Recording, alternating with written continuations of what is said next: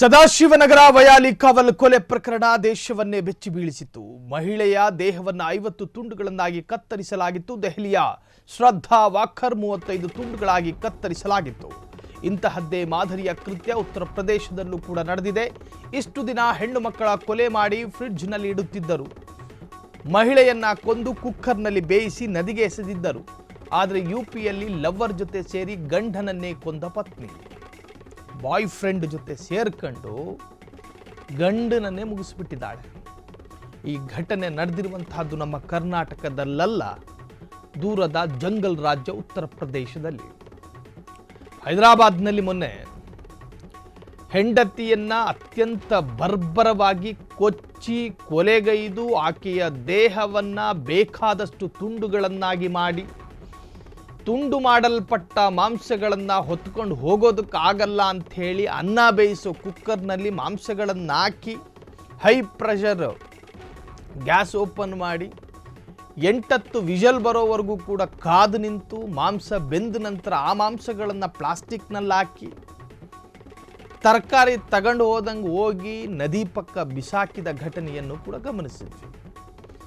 ದೆಹಲಿಯಲ್ಲಿ ತನ್ನ ಪ್ರಿಯತಮೆಯನ್ನ ಅತ್ಯಂತ ಬರ್ಬರವಾಗಿ ಕೊಂದು ದೇಹದ ಭಾಗಗಳನ್ನು ಫ್ರಿಡ್ಜ್ನಲ್ಲಿಟ್ಟು ವಿಕೃತಿ ಮೆರೆದಂತಹ ಪ್ರಕರಣವನ್ನು ಕೂಡ ಗಮನಿಸಿದ್ವಿ. ಈಗ ಲವ್ವರ್ಗಾಗಿ ತಾಳಿ ಕಟ್ಟಿದ ಗಂಡನನ್ನೇ ಕೊಂದವಳೆ. ದೆಹಲಿಯ ಶ್ರದ್ಧಾ ವಾಕರ್ 35 ತುಂಡುಗಳಾಗಿ ಕತ್ತರಿಸಲಾಗಿತ್ತು.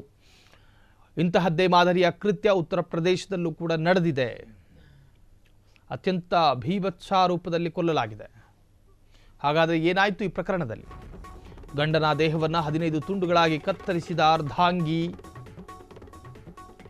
ಪ್ರಿಯಕರನ ಜೊತೆ ಸೇರಿ ಪತಿಯನ್ನೇ ಕೊಂದಂತಹ ಪತ್ನಿ, ಪ್ರೀತಿಸಿ ಮದುವೆಯಾದ ಗಂಡನನ್ನೇ ಕೊಂದ ಪಾಪಿ ಹೆಂಡತಿ.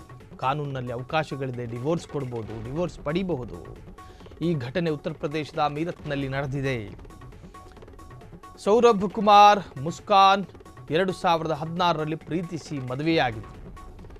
ಮೊದಲು ಮರ್ಚೆಂಟ್ ಒಂದರಲ್ಲಿ ಕಾರ್ಯನಿರ್ವಹಿಸುತ್ತಿದ್ದಂತಹ ಸೌರಭ್ ಬಳಿಕ ಲಂಡನ್ನಿಗೆ ಹೋಗಿ ಮಾಲ್ನಲ್ಲಿ ಕೆಲಸ ಮಾಡ್ತಿದ್ದಂತಹ ಸೌರಭ್. ಗಂಡ ಲಂಡನ್ನಲ್ಲಿ ಕೆಲಸ ಮಾಡ್ತಿದ್ರು,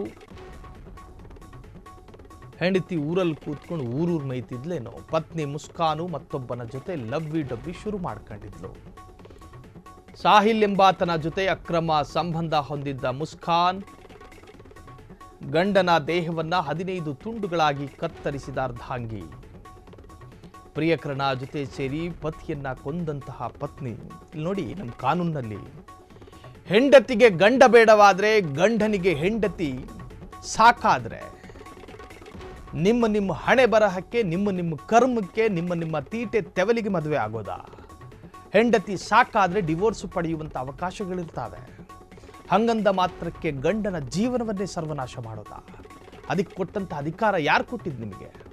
ಹೆಂಡತಿಯನ್ನು ಗಂಡ ಕೊಲ್ಲೋದು, ಗಂಡನನ್ನು ಹೆಂಡತಿ ಕೊಲ್ಲೋದು. ತಾಳಿ ಕಟ್ಟಿದ ಗಂಡನ ಜೊತೆ ಅದೆಷ್ಟೋ ವರ್ಷ ಸಂಸಾರ ಮಾಡಿ ಕಷ್ಟ ಸುಖಗಳಲ್ಲಿ ಗಂಡ ಪಾಲ್ಗೊಳ್ತಾನೆ ಹೆಂಡತಿಯ ಜೊತೆ. ಹೆಂಡತಿಯೂ ಕೂಡ ಗಂಡನ ಎಲ್ಲ ಕಷ್ಟ ಸುಖಗಳಲ್ಲೂ ಕೂಡ ಪಾಲ್ಗೊಳ್ತಾಳೆ. ಗಂಡ ಕಷ್ಟಪಟ್ಟು ಲಂಡನ್ನಲ್ಲಿ ಕೆಲಸ ಮಾಡೋದಕ್ಕೆ ಹೋಗಿದ್ದ. ಹೆಂಡತಿಗೆ ಅದು ಯಾವನೋ ಸಿಕ್ಕಿದ್ಲು.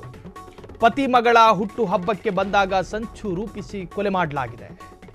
ಮುಸ್ಕಾನ್ ಗಂಡನಿಗೆ ಮಾದಕ ದ್ರವ್ಯ ಕುಡಿಸಿ ಕೊಲೆ ಅತ್ಯಂತ ಭೀಕರ ಆಯಿತು. ಪ್ರಿಯಕರನ ಜೊತೆ ಸೇರಿ ಗಂಡನ ಕೊಂದಂತಹ ನ್ಯಾಯವಂಚಕಿ.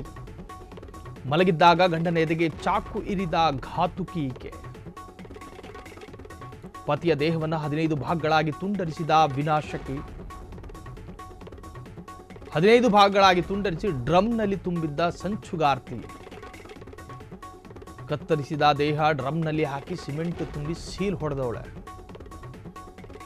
ಕೃತ್ಯ ಎಸಗಿ ಮಗುವನ್ನ ತವರು ಮನೆಯಲ್ಲಿ ಬಿಟ್ಟು ಲವರ್ ಜೊತೆ ಜೂಟಾಗಿದ್ದಾಳೆ. ಪತಿ ಮಗಳ ಹುಟ್ಟುಹಬ್ಬಕ್ಕೆ ಬಂದಾಗ ಸಂಚು ರೂಪಿಸಿ ಅತ್ಯಂತ ಪ್ಲಾನ್ಡ್ ಆಗಿ ಕೊಲ್ಲಲಾಗಿದೆ. ನೋಡ್ತಾ ಇದ್ದೀರಿ ಫೋಟೋಗಳನ್ನ. ಪ್ರಿಯಕರ, ಗಂಡ, ಹೆಂಡತಿ. ಗಂಡನ ಜೊತೆ ಅದು ಏನು ಸಾಕಾಯಿತು ಈಕೆಗೆ ಗೊತ್ತಿಲ್ಲ. ಮೂರನೆಯವನನ್ನು ಇಣಿಕಿದ್ದಾಳೆ. ಅವನು ನೋಡಿದ್ರೆ ದಂಡುಪಾಳ್ಯದ 19ನೇ ಆರೋಪಿ ಇದ್ದಂಗಿದ್ದಾನೆ. ಗಂಡನ ಮುಖದಲ್ಲಾದರೆ ಸ್ವಲ್ಪ ಕಾಂತಿ ಆದರೂ ಇದೆ. ಇದೆಲ್ಲದರ ನಡುವೆ ಗಂಡನನ್ನು ಮುಗಿಸ್ಬೇಕು ಅಂತ ಹೇಳಿ ಪತ್ನಿ ಮತ್ತು ಪ್ರಿಯಕರ ಸಂಚು ಮಾಡ್ತಾರೆ. ಪಾಪ ಅವನು ಮಗನ ಹುಟ್ಟುಹಬ್ಬಕ್ಕೆ ಬಂದಿದ್ದ. ಸಂಭ್ರಮದ ಮನೆ, ಅದು ಸೂತಕದ ಮನೆಯಾಗಿ ಮಾರ್ಪಟ್ಟಿದೆ. ಮನೆ ಕಟ್ಟು ಮೇಸ್ತ್ರಿ ಸಿಮೆಂಟ್ ಹಾಕೋದು, ಗೋಡೆಗೆ ಸಾರಣೆ ಹೊಡೆಯೋದಕ್ಕೆ. ಆದರೆ ಈಕೆ ಗಂಡನನ್ನೇ ಡ್ರಮ್ನಲ್ಲಿಟ್ಟು ಸಾರಣೆ ಮಾಡಿದ್ದಾಳೆ. ಅತ್ಯಂತ ಭಯಂಕರವಾದಂತಹ ಘಟನೆ. ಈ ಘಟನೆ ನಡೆದಿರ್ತಕ್ಕಂತಹದ್ದು ಉತ್ತರ ಪ್ರದೇಶದಲ್ಲಿ.